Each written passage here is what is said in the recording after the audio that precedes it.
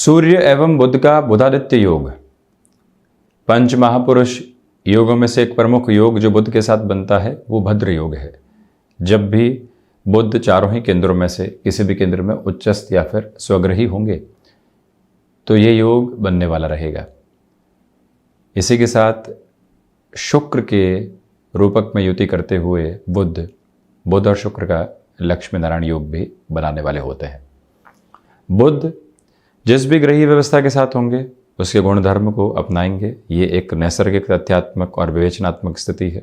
बुध युवा ग्रह भी हैं, तो वहीं पर चंद्रमा और शुक्र स्त्री कारक ग्रह के आधार के साथ में चल रहे होते हैं। शुक्र दैत्य गुरु होने के बावजूद भी सौम्यता के आधार को अपने साथ में कहीं ना कहीं लेकर चलने वाले होते हैं। शुक्र के साथ में आकर्षण जुड़ा हुआ है, तो वहीं शुक्र के साथ में इंट्यूशन का एक बेस जुड़ा हुआ है।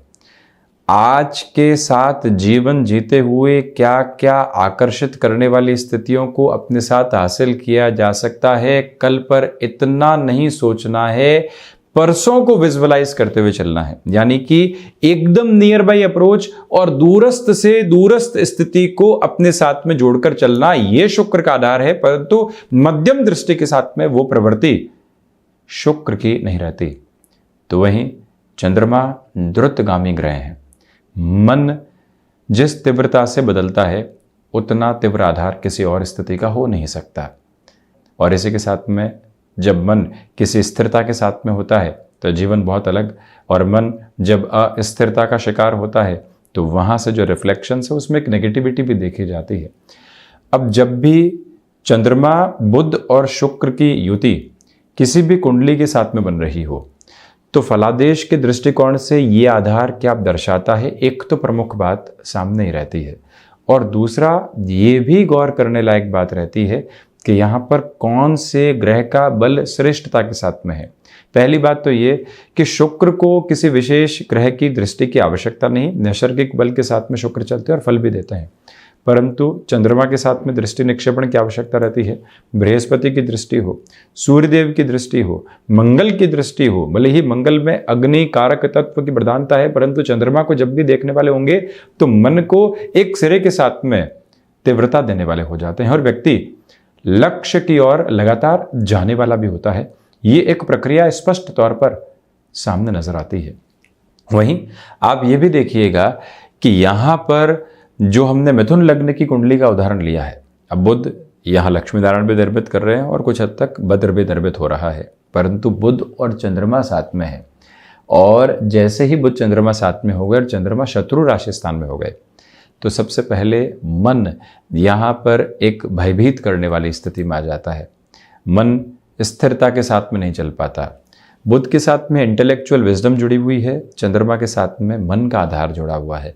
जब ये घर्षण सामने होता है तो व्यक्ति पहुंचेगा कहाँ, ये सोचा जा सकता है। परंतु चंद्रमा और शुक्र की जो युति है, ये गौर करने लायक बात रहती है कि व्यक्ति स्वयं के लिए आमदनी के जरिए को ऐसी अवस्था में छोटे ही आधार पर बनाता चला जाता है जो सिचुएशनल है, उसके साथ में ढलकर चलना, ये इन तीन ग्रही व्यवस्था के युति की बहुत बड़ी ताकत रहती है। जैसे ही माहौल के साथ में कुछ भी परिवर्तन देखा, खुद भी उसी में रच और बस गए, एडामेंट होने वाली अप्रोच अपने साथ में नहीं रखी। वहीं पर अपना फायदा कहाँ है और नुकसान से कैसे बचा जा सकता है, मन बारंबार ऐसी स्थितियों का शिकार भी रहता है। और साथ ही साथ में मन की एक प्रमुख बात ये भी है यहाँ पर कि जो यहाँ इन्फ्लुएंस करने वाले लोग होते हैं उनके साथ में बहुत ज़्यादा जुड़ाव बढ़ता चला जाता है। कहीं से कोई भी फैसिनेशन देखी तो जीवन के भीतर उसको जोड़ते चले गए। परंतु ऐसा व्यक्ति व्यापार में जुड़ता है तो अपना रुपया पैसा लगाकर बहुत ज़्यादा व्यापारिक स्तर को नहीं बढ़ाता, बल्कि कमीशन संबंधी कामकाज के साथ में जुड़ता है। ऐसे कामकाज के साथ में रहता है जहां बुद्धिमत्ता की आवश्यकता हो। तो वहीं ऐसा जातक यदि हॉस्पिटलिटी संबंधी कामकाज के साथ में जुड़ जाए, ऐसा व्यक्ति विशेष यदि वाणिज्य संबंधी कामकाज के साथ में हस्तक्षेप रखने वाला रहे और प्रबंधन संबंधी कामकाज के साथ जुड़ता चला जाए तो वो खुद को एक अलग पीक दिखाने वाली अप्रोच जीवन के भीतर देता है, क्योंकि बुध के साथ में प्रबंधन जुड़ा हुआ है, शुक्र के साथ में प्रेजेंटेशन की अप्रोच जुड़ी हुई है, और चंद्रमा जब इन दोनों ही ग्रही व्यवस्थाओं के साथ में होते हैं तो इन दोनों ही गुणों के साथ में एक सामंजस्य को स्थापित करने वाले होते हैं। अब ऐसा व्यक्ति विशेष यदि कोई भी रेस्टोरेंट संबंधी कामकाज के साथ में जुड़ता है, भले ही आज के इस दौर में जहां पर खान पान की स्थितियों में काफी परिवर्तन आ रहे हैं, न्यूट्रिशंस की तरफ जाना है, विटामिन के साथ में कोई भी एक तरह से सप्लीमेंट की अप्रोच चल रही है, भले ही वो फार्मास्यूटिकल के साथ में हो, ऐसे व्यक्ति के लिए वहां से नैसर्गिक तौर के ऊपर एक बल निकल कर आने वाला होता है। तो वहीं पर जो वाणी संबंधित कामकाज हैं, भले ही बुध की स्थितियां कितनी भी ताकतवर हों, जब भी चंद्रमा अपने शत्रुवत प्रभाव के साथ में होंगे तो व्यक्ति स्टेज के ऊपर एक फियर के साथ में देखा जाता है। किसी भी मीटिंग के साथ में है तो उसके नॉलेज की अप्रोच को 1-to-1 कम्युनिकेशन के प्रत्येक व्यक्ति पूरे तरीके से सम्मान देने वाला होता है। परंतु जैसे ही मासेस को एक तरह से लीड करने की अप्रोच आ गई, भीड़ है उसके सामने कोई भी बात करने की ताकत लगभग गायब होती हुई देखी जाती है। ये भी इन दो ग्रहीय व्यवस्थाओं का प्रमुख प्रभाव रहता है। परंतु ऐसा व्यक्ति क्रिएटिव फील्ड के साथ में बहुत बड़ा नाम स्थापित कर सकता है। इसके पीछे वजह यह है कि शुक्र के साथ में रचनात्मकता जुड़ी हुई है। बुध उस मानसिक चेतना के साथ में जुड़कर और अधिक प्रखरता वहां देते हैं, और चंद्रमा का जो आधार है वो व्यक्ति को अस्थिर करते हुए भी बहुत कुछ नयापन देता है। व्यक्ति एक जगह रुका नहीं, बारंबार परिवर्तन हुए, कहा जाएगा अस्थिर है, परंतु वो अवचेतन में अनुभव जरूर बना रहा है। ये एक ताकत इस युति की बार बार साथ में चला करती है। परंतु नौकरी पेशा जीवन में एक जगह स्थिर नहीं रह पाना, एक जगह फाइनेंशियल गेन हुआ, स्टेबिलिटी के साथ में चल सकते थे, पुनः परिवर्तन के साथ में चलते चले गए। इसी वजह से कई बार ले ऑफ जैसी सिचुएशन भी सामने निकलकर आती हुई देखी गई है, जब भी इन तीनों ही ग्रह व्यवस्थाओं के साथ में महादशा और अंतरदशा इनकी ही चल रही हो। चंद्रमा जब भी प्रत्यंतर के साथ में आते हैं, तीव्रगामी प्रभाव अपने निक्षेपित करने वाले होते हैं, क्योंकि द्रुतगामी ग्रह हैं।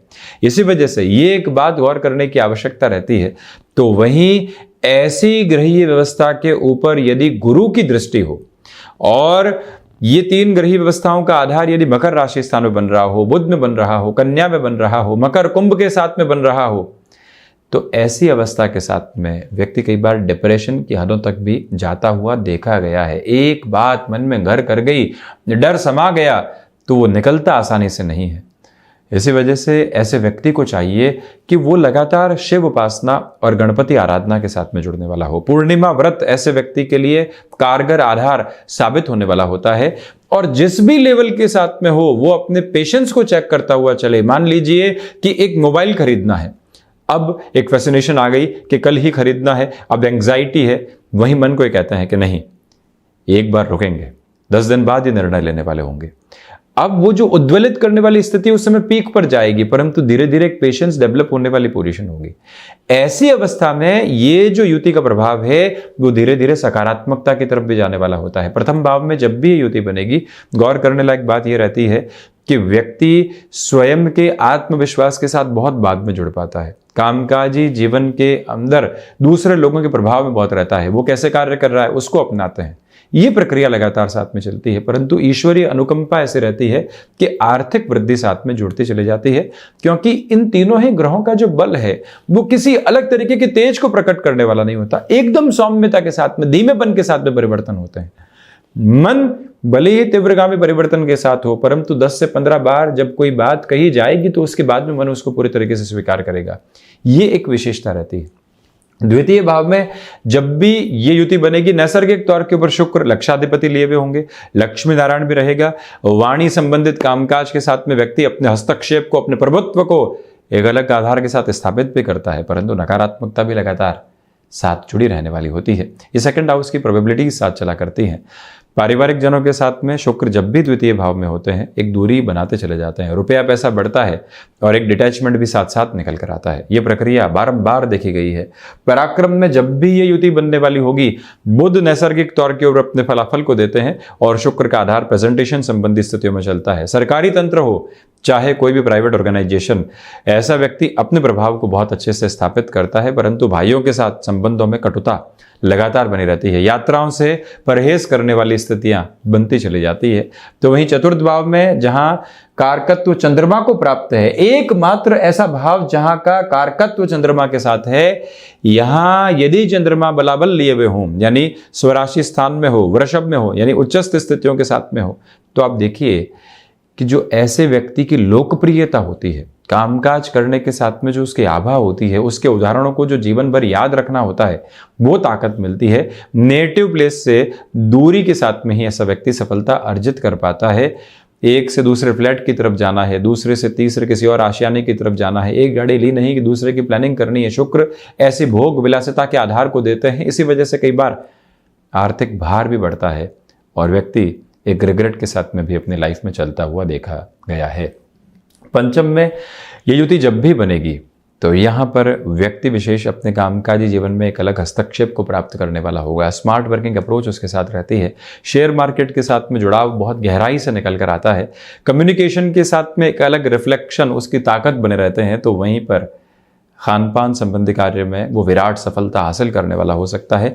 यहाँ तक कि टेक्सटाइल और क्रिएटिव फील्ड के साथ में, एजुकेशन की फील्ड के साथ में, उसमें भी फाइनेंस हो या फिर कोई भी ऐसा एजुकेशन का बेस जो वोकेशनल के ऊपर चलता है, ऐसा व्यक्ति एक अलग सफलता को हासिल करता है। षष्ठ भाव में जब भी ये युति बनेगी, व्यक्ति भीतर ही भीतर संकुचित होता चला जाता है।